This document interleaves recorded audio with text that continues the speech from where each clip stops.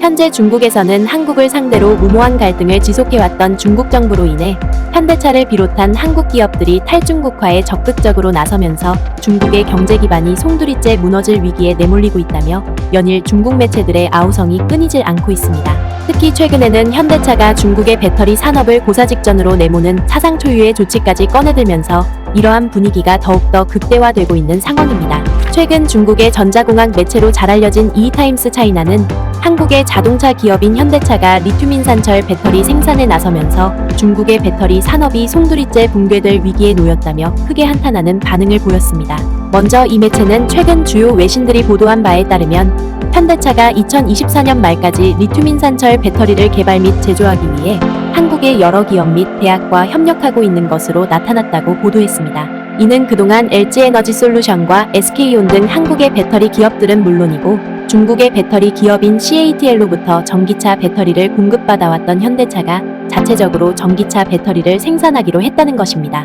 따라서 중국 매체는 그동안 한국에 막대한 양의 전기차 배터리를 수출해왔던 중국 기업들로서는 현대차의 이번 조치로 인해 큰 타격을 받을 수밖에 없는 상황에 내몰리고 있다고 보도했습니다. 언론 보도에 따르면 올해부터 국내 소규모 배터리 제조사와의 협력이 시작됐으며 2024년 말까지 파일럿 생산 라인에서 1차 제품이 생산될 것으로 예상된다. 해당 배터리는 2025년부터 현대와 기아차의 보급형 및 중저가 전기차에 탑재될 예정이다. 업계 관계자는 현대차가 더 저렴한 전기차를 생산하기 위해 중국의 배터리 제조사와 거리를 두기로 결정한 후 자체 배터리를 만들기로 한 과감한 조치를 취했다고 전했다. 중국이 미국과 유럽을 상대로 기술 무역 전쟁을 심화하면서 현대차가 중국산 배터리 대체품 모색에 동참하라는 압박을 받고 있다. 그중 일부는 미국 세금 혜택을 받을 수 있는 배터리 재료와 부품이 중국 이외의 국가에서 수입되도록 요구하는 인플레이션 감축법의 요구사항을 충족하는 것과 관련이 있다. 더군다나 중국 매체는 중국 정부가 미국뿐만 아니라 한국을 상대로도 가진 갈등을 촉발해옴에 따라 현대차를 비롯해 중국에 진출한 한국 기업들이 중국 당국으로부터 상식밖의 제재를 받아왔던 만큼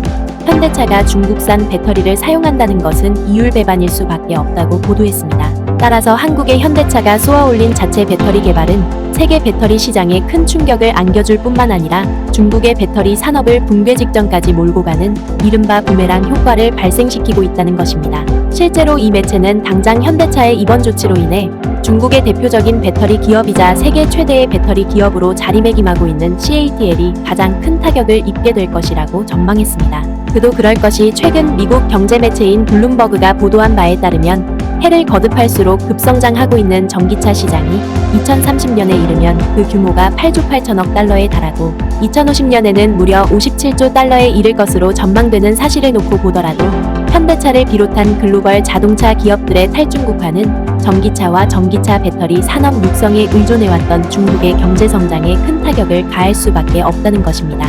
또한 현대차와 더불어 미국과 유럽에서도 점차 중국산 배터리 사용을 중단하려는 움직임을 보이면서 중국 기업들을 사면초가에 내몰고 있다는 것입니다.